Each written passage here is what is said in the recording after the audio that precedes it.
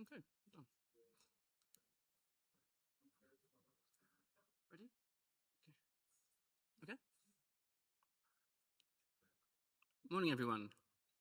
It's 10 o'clock, and I haven't rehearsed this, so I don't know how I'm going to be for time, so best to get on and make a start. Get my timer going. Okay. It was all a dream. Let's talk about how not to end your story.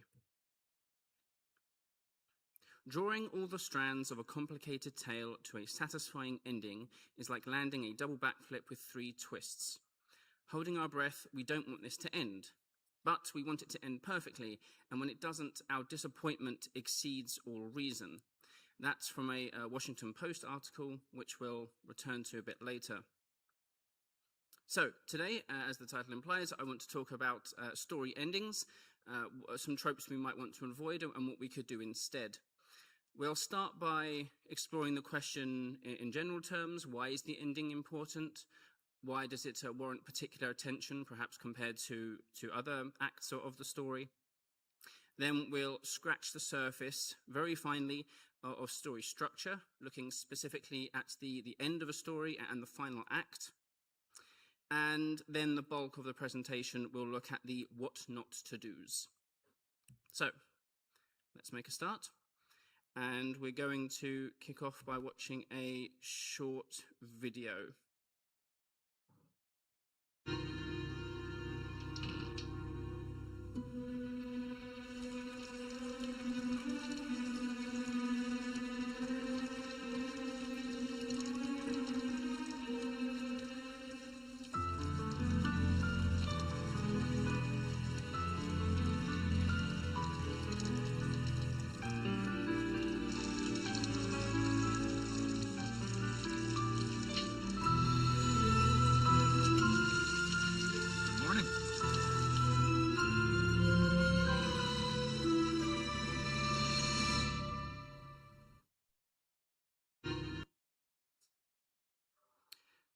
So, I don't know how many of you are familiar with that clip, but that was from a US soap called Dallas.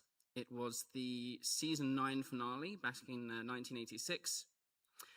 Bobby and Pam were an iconic couple of the series, and Bobby, played by Patrick Duffy, died at the end of season 8. Viewership dropped after Bobby's death, and at the end of season 9, the twist retconned all of season 9 and the season 8 ending. It was all a dream. An entire season of soap television and the previous season finale, well, it was all a dream. It was retconned out of existence. So in an interview with Television Academy, Patrick Duffy, the actor, said that some of the fan base were not upset that I was coming back, but rather they felt shortchanged by having invested a year that was erased. Why? Why might audiences feel a bit cheated by this twist ending? Well, that's kind of the question we'll be exploring in this presentation, but we can start by looking at a psychological principle called the peak end rule. It's a cognitive bias that impacts how people remember past events. Intense positive or negative moments, aka the peaks, and the final moments of the experience are heavily weighted in our mental calculus, and this has been actually applied to stories. The peak end rule principle suggests that endings of experiences or narratives significantly affect a person's overall memory or perception of that event. Though first explored through cognitive research on human memory, the principle also applies to readers' perception of literary novels, and in particular, their endings. And this makes sense because throughout the story, we're always working toward the ending. So when we get there, that payoff or lack of is going to weigh prominently in our memory. And although I'm personally not going to name and shame any stories and their endings, we can have a look at what story endings some people have been disappointed with. This is a list of the top 12 most disappointing endings according to the online store OnBuy back in 2020. And going back to that Washington Post article I mentioned at the beginning, the writer says, as this list implies, there are many conflicting reasons why we hate the way some books end. We hate endings that are too predictable, too surprising, too rushed, too drawn out. And we really hate the endings of books we read in 9th grade. So there's quite a lot of things that we need to consider to not disappoint our audience.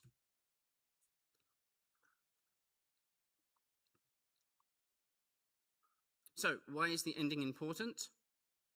Well, in short, it shapes our experience of the whole thing. Again, it's what we're working toward throughout the whole story, and it's going to shape how we remember that book or TV show or movie.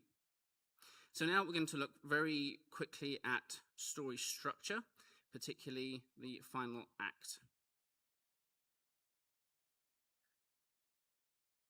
This is Aristotle. He was an ancient Greek philosopher, and in the Poetics, written in 335 BCE, he explored many things, including kind of early literary genres and what we now consider as the 3-act structure.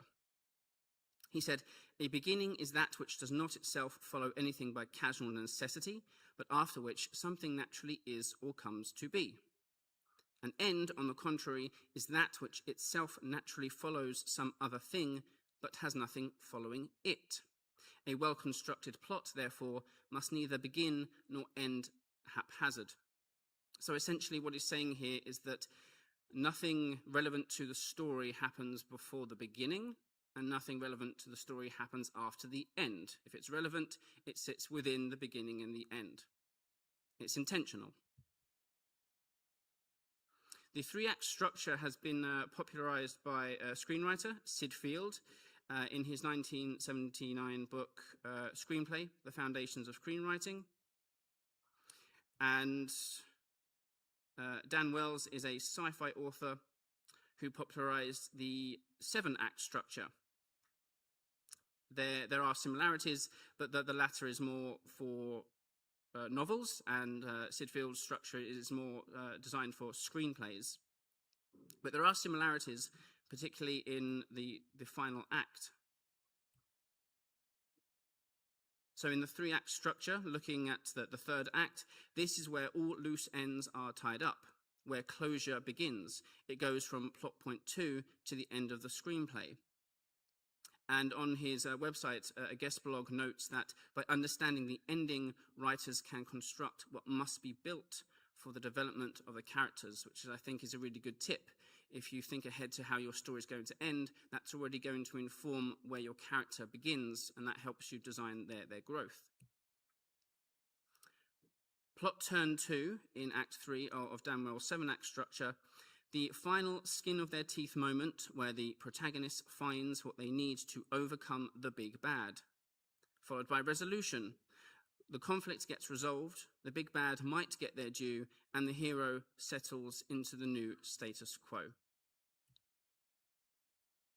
So that's just scratching the surface of the final act in terms of story structure. There are many different story structures out there, like Save the Cat and the hero's journey, so that was just looking at 2.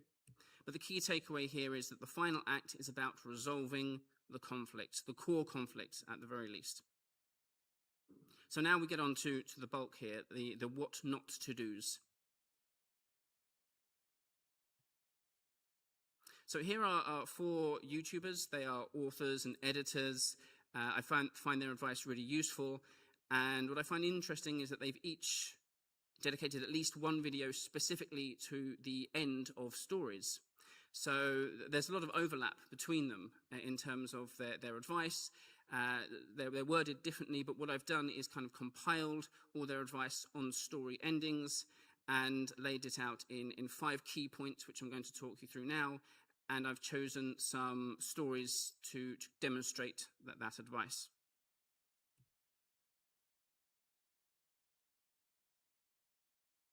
Number 1, don't drag out your ending.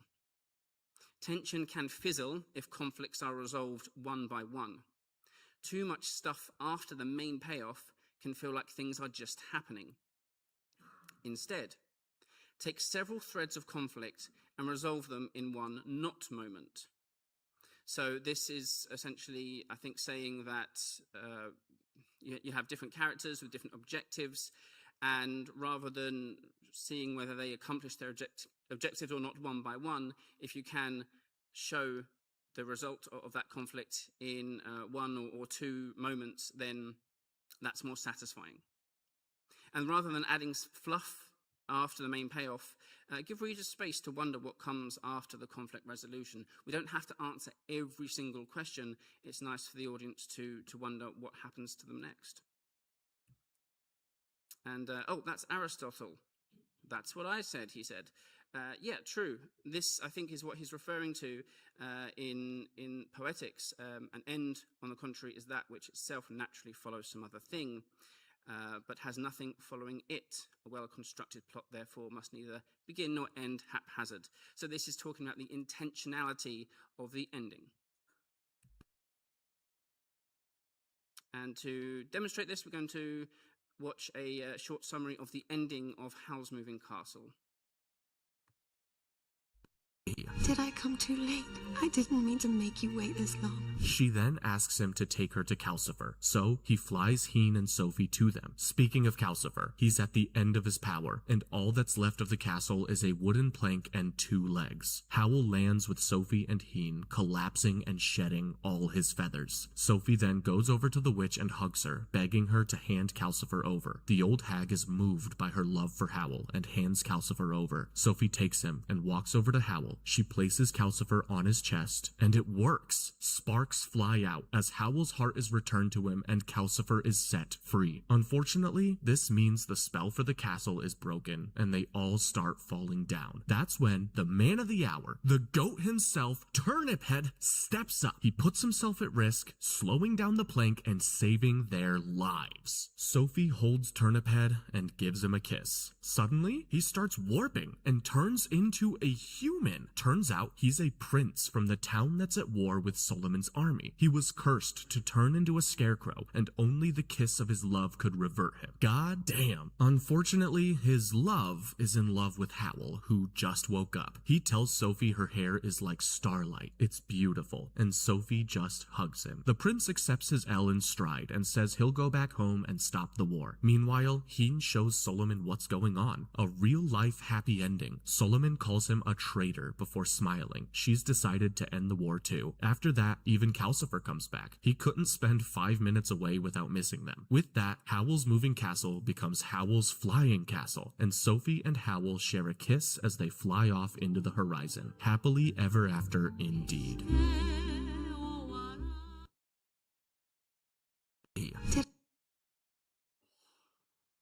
All right, so let's check that against our criteria for not dragging out the ending. Did it take several threads of conflict and resolve them in one not moment?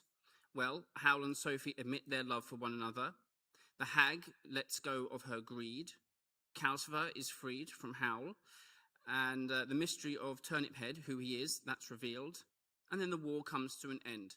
And this all happens essentially in the final act. And the action around these conflicts and how they're resolved are closely intertwined. Did it give readers space to wonder what comes next? Well, I would argue yes. The couple do get together, but we don't see what life is like in 5-10 years' time. The point is that they discover their feelings for one another, they fly off into the sunset, and the rest is up to our imagination. So, point number 2. Don't end on a pointless cliffhanger. You promised resolution. Readers can feel cheated if you withhold that from them, especially if you're trying to bait them into a sequel. Charles Dickens actually turned the cliffhanger into a trend in the release of his novels in the 1800s, because he was doing exactly that. He was sequel baiting, but that's perhaps not the best practice for everyone. We're not all Charles Dickens. Instead, resolve the core conflict and keep one thread as a cliffhanger.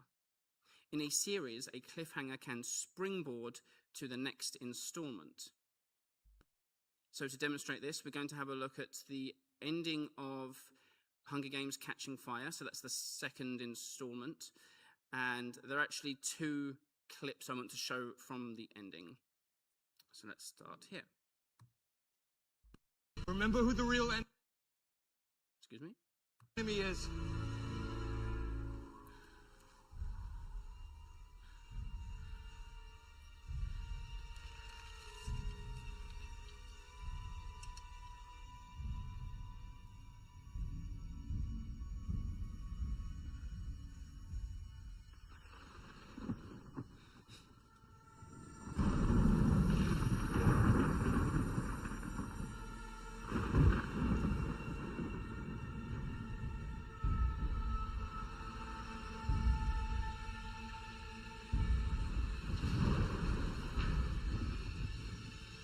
Katniss, get away from that tree!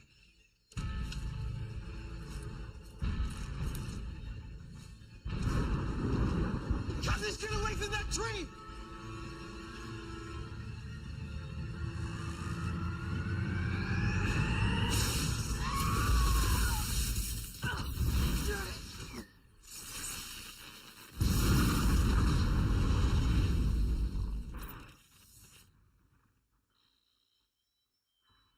Possible. Heavens be! Plutarch, heavens be!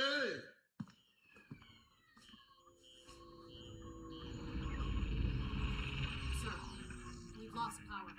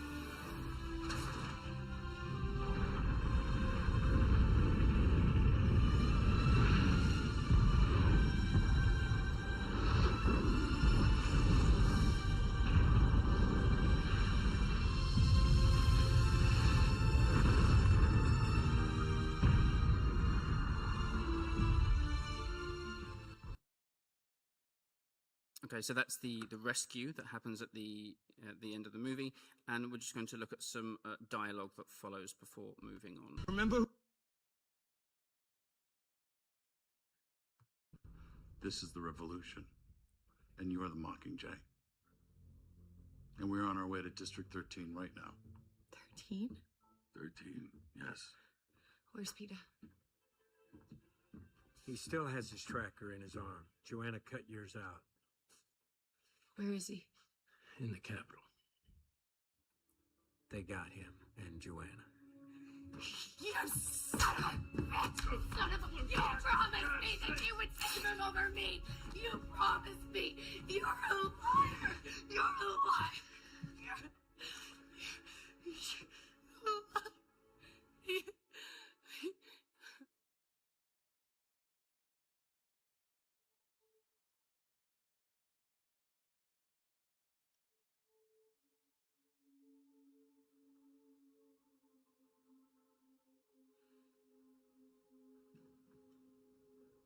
Hey, Catnip.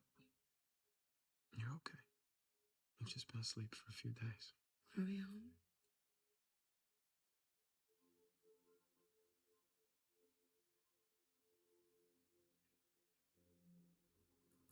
Gail. Where's Prin? She's alive. So's your mother. I got him out in time. Got them out. After the games, I sent in hovercrafts. And they started dropping firebombs.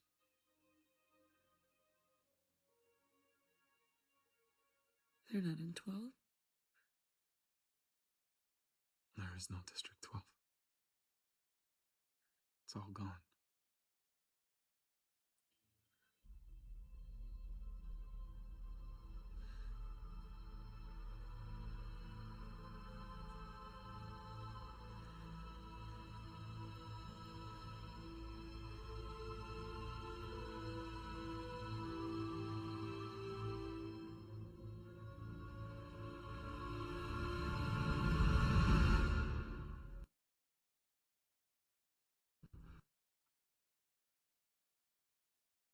Okay, so that was the end of Catching Fire, and let's check that against our criteria, see whether or not that kind of cliffhanger ending was satisfying or not.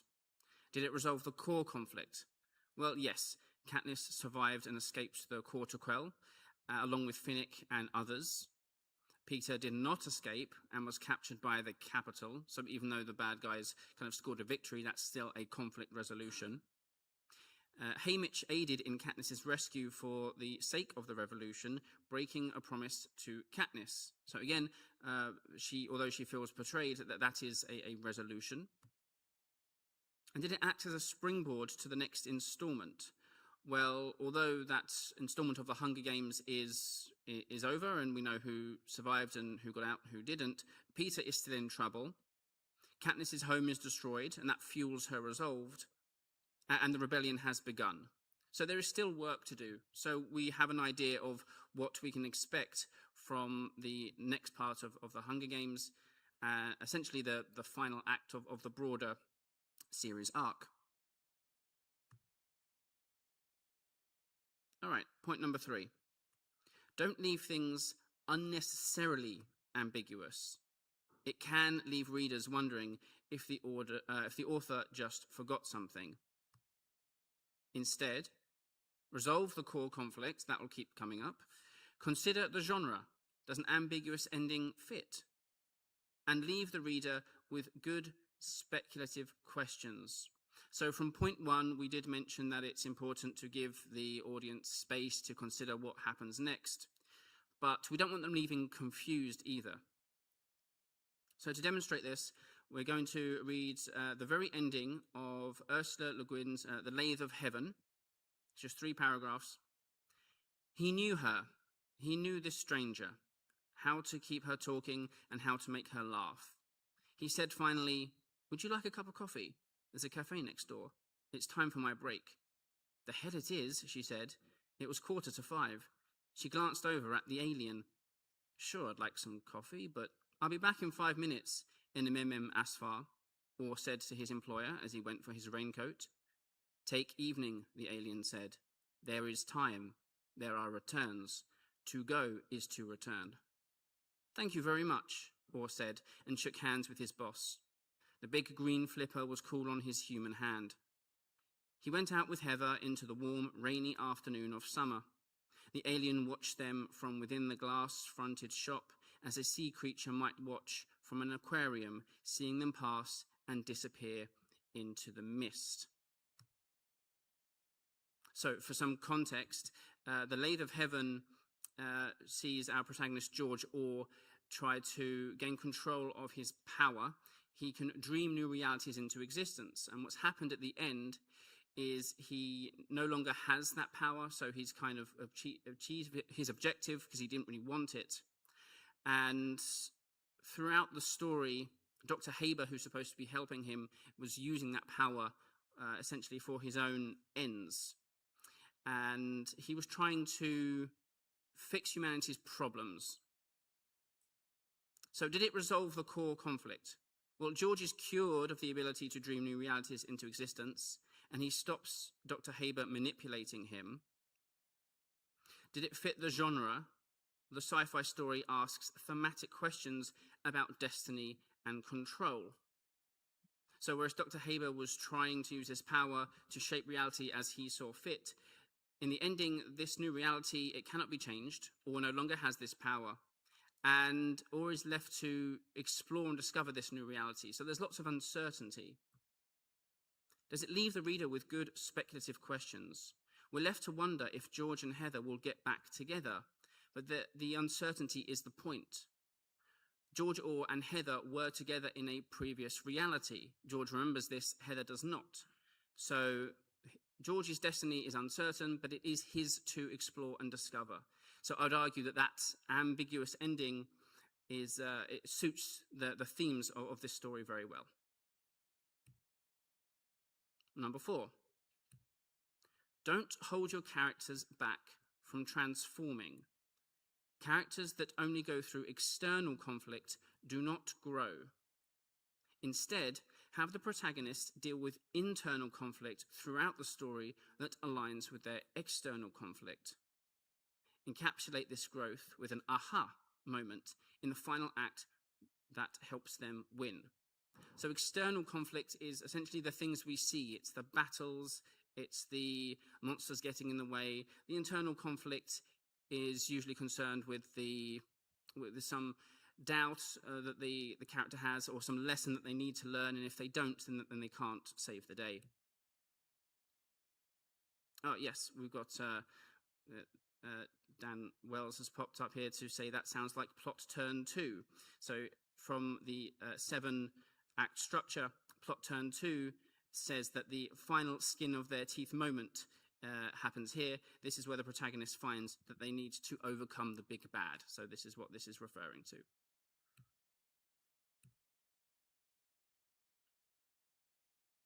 So some examples of aha moments in popular genre fiction. Personal revelations in genre fiction usually grant the protagonist the power they need to save the day. So, of course, we can look at Star Wars. In the final showdown with Vader, the barrage of attacks come from Luke's anger. He's very frustrated at the situation, and he's letting his anger out, and that's actually what disarms Vader. And then when Lord Palpatine says, yes, well done, now fulfill your destiny and finish him off, Luke says, no, that's not the Jedi way. He instead appeals to Vader's humanity, and that's actually what overthrows the Empire. In The Matrix, both Neo and Trinity wrestle with doubt, but Neo finds the strength by embracing his identity as the One. In the subway station fight, when Agent Smith has him in a headlock when the train is coming, he calls him Mr. Anderson. He says, no, my name is Neo, and then he manages to escape. So that's signifying him embracing his identity. And his rebirth is complete by Trinity's realization that she loves him. So there's character growth from a secondary protagonist as well, which contributes to gaining the power needed to save the day. Another example I want to show is from a video game called Kingdom Hearts. Thank you. And this is a spread of a comic book adaptation. And the reason I want to show this is because it shows this principle very, very clearly. He's essentially narrating his character growth here. Earlier in the Kingdom Hearts 1 game, he actually succumbs to darkness himself and is turned into a Heartless. The villain here believes that the nature of people, their hearts, are all born in darkness, and darkness is power, and darkness, darkness, darkness.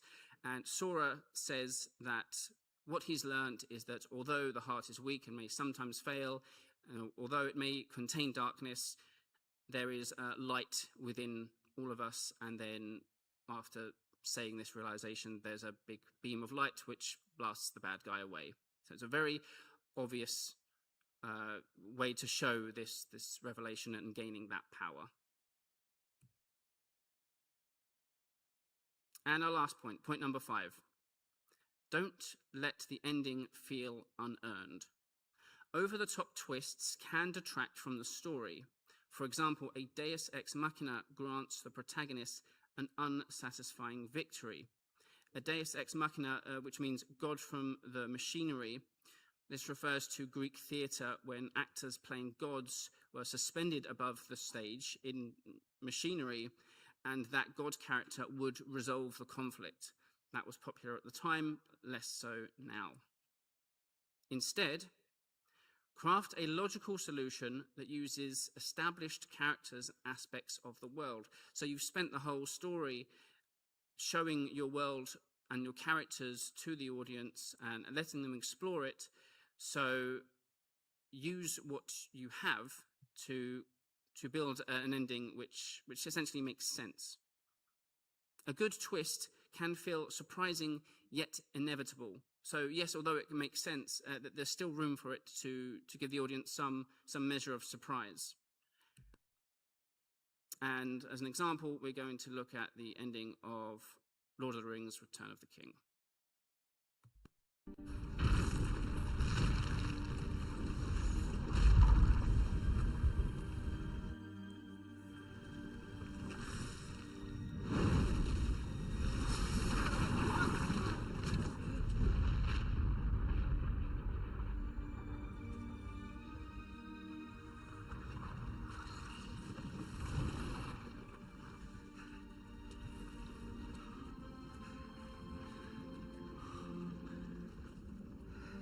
It's gone.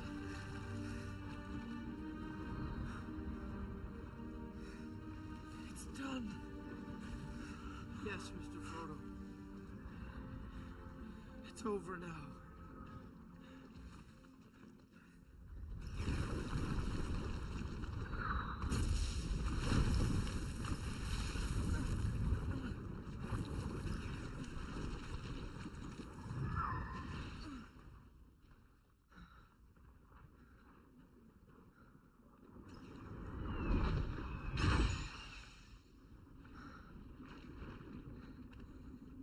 See the shine. The Brandywine River. Packing. Gandalf's fireworks. The lights. The party tree. Rosie Cobb dancing. She had ribbons in her hair. If ever I was to marry someone, it would have been her. It would have been her.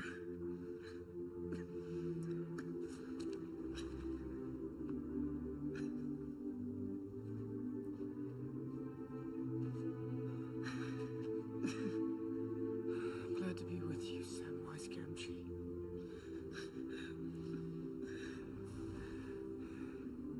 Here at the end of all things.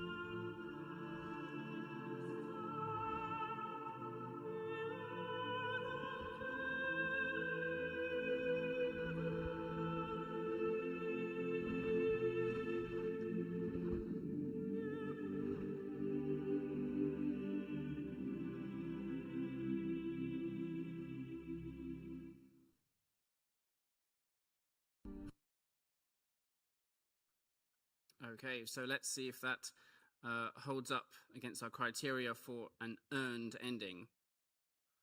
Did it use existing characters and world-building aspects logically? Yes, we know that Gandalf can get help from the Great Eagles. We've seen that before. And the cut to black after Frodo and Sam pass out suggests that there's an unspecified amount of time that has passed. So Gandalf didn't turn up instantaneously, it did take a bit of time to get there. Did it feel surprising but inevitable? Well, Frodo and Sam were trapped. They had no way to escape by themselves.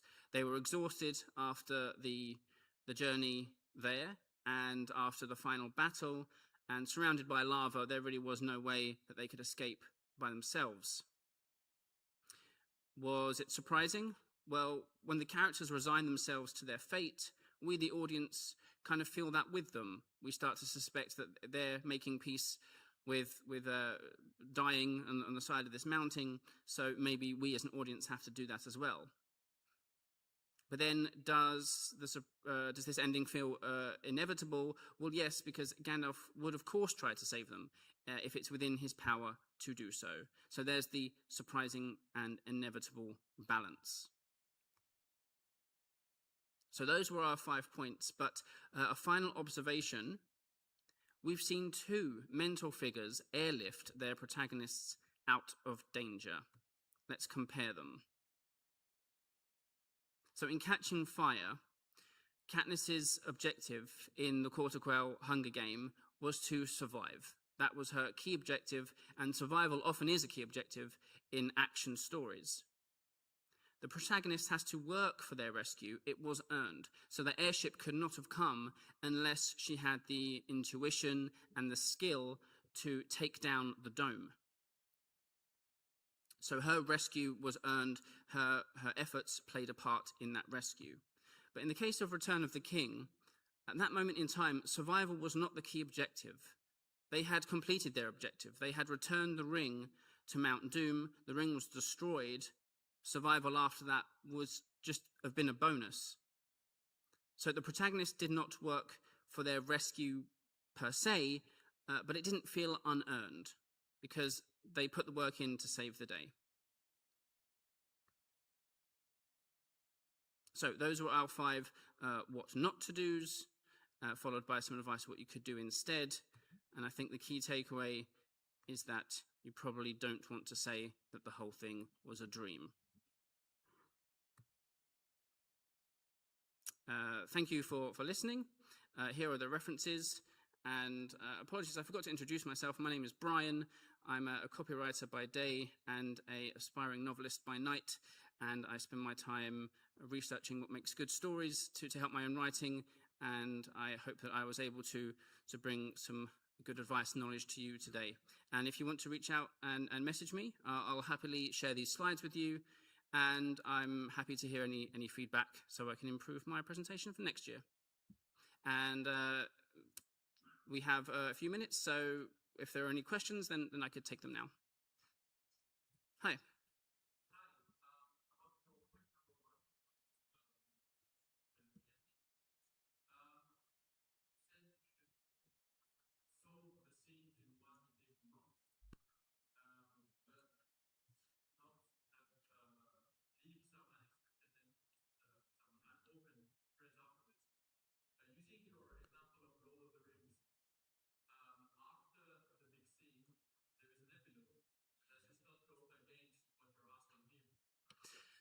I think potentially, but I think the ending, I'm not a Lord of the Rings expert, but I think the ending of the movies are, that they do a good job in resolving the core conflicts because the king has returned and the ring is destroyed. The hobbits go back to the Shire, and there's a very powerful moment when they're actually in the tavern and they're drinking and they actually don't know what to do next. And so when Frodo leaves with the elves, I think that's an answer to that dramatic question. Frodo leaves, that's how he's going to deal with his PTSD essentially, whereas Sam stays behind. So it does answer some questions, but perhaps it does leave some space to wonder, what does Frodo find when he travels across the sea with the elves? How does he find peace? We can trust that he does. And what does Sam do with the rest of his life? So it's definitely up for debate, but I think it does answer some questions, but still leave some questions unanswered. Hi.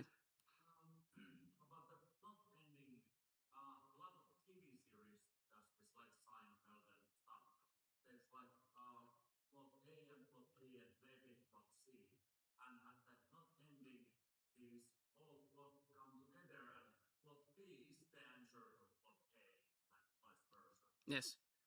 Yeah, it's a good observation. And I don't know if it's a hard and fast rule. I think it's good advice. If plot A and plot B feel completely isolated, it can feel strange, maybe. Maybe the conflict of one resolution doesn't have a direct impact on another, but there could be a thematic link. So I think there are several ways to do it. Yeah. Hi. Hi. I was wondering, was there some inspiration to do this presentation? Like, was there some terrible ending to yourself from a movie or a book or from a video game or anything that's Kingdom Hearts? Yeah. That gave you this idea to do this presentation, and I want to do this now. Okay. Yeah, no, not so much. There isn't a really bad ending I have in mind. But I tried to tailor my talks to the theme of Ropecon, and I was thinking, okay, dreams. I don't know if there's much, or if I have much to say about dreams per se in stories. And then I was speaking to a friend, and they said, well, the dream ending is considered a really bad one, so you could explore endings. And I thought that was a great idea. And having done this research, I think this has helped me consider many important things for the ending of my own story. Hello.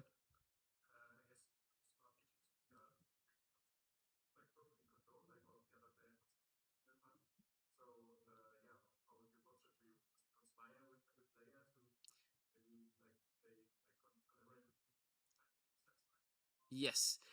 Yeah, RPGs is a bit of a different kettle of fish. I think there's still some takeaways here. But in novels, TVs, movies, there's an audience. In RPGs, the participants are also the audience. So I think the rules are a bit different, but yes, collaboration, discussion is always a good thing, because it stands to reason that the players and the characters would have their own threads of conflict, and if they can help one another resolve the conflict, then that could serve as this kind of not moment, and perhaps feels more satisfying to the players because you've engaged with other players directly to resolve your conflict and help resolve other players. Yeah. All right, I have 2 minutes. One more question? But if not, then we can wrap up. Oh, one over the back. Hi.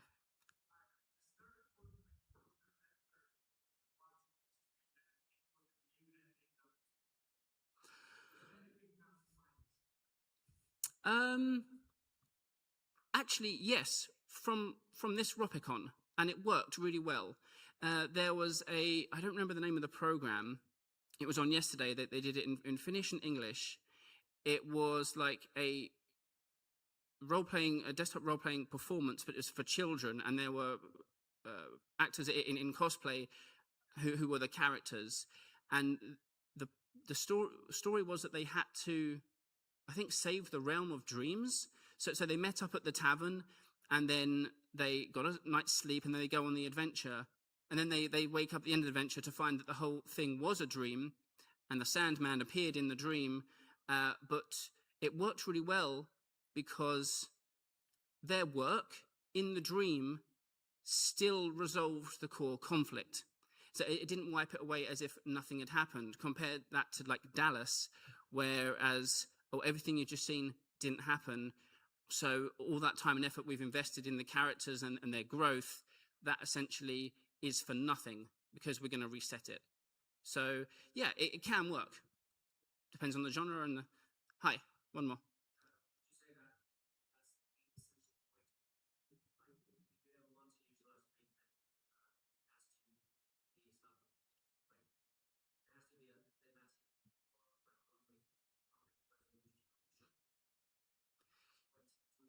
Yes.